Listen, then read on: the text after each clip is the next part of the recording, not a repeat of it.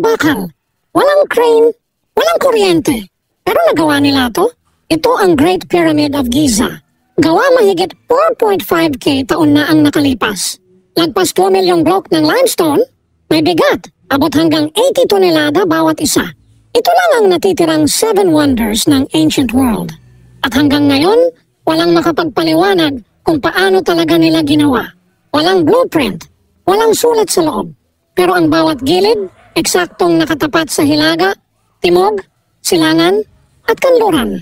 Hindi lang ito libingan, isa itong mensahe. Isang patunay ng kapangyarihan, husay, at misteryo. May nagsasabing mga alipin ang gumawa. May ibang naniniwala, mga bihas at proud na manggagawang. Pero ito ang twist.